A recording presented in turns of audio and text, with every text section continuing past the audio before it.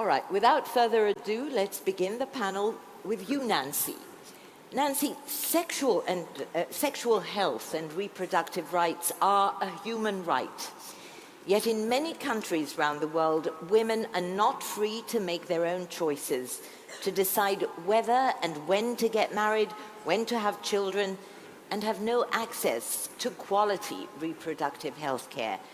Are the laws the problem, or is it the culture, or both, do you think?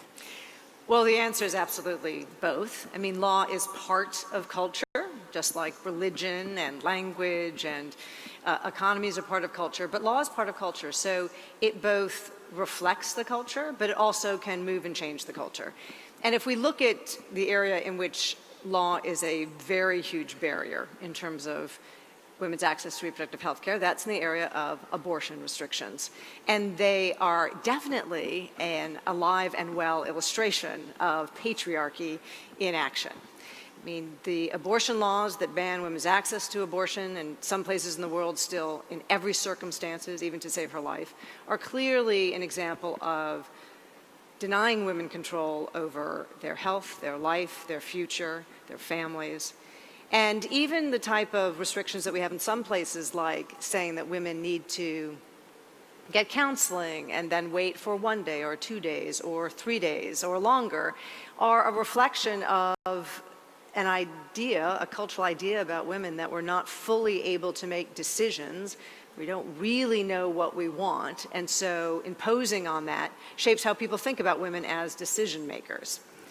So it's both and. However, what we're doing at the Center for Reproductive Rights and have been doing throughout our history, which is over 25 years, is taking those other commitments that also come from culture, like the commitments that were made at Cairo about women being at the center of decisions about their reproductive health care, about reproductive rights being human rights, and taking those very important concepts and translating them into actual legal guarantees.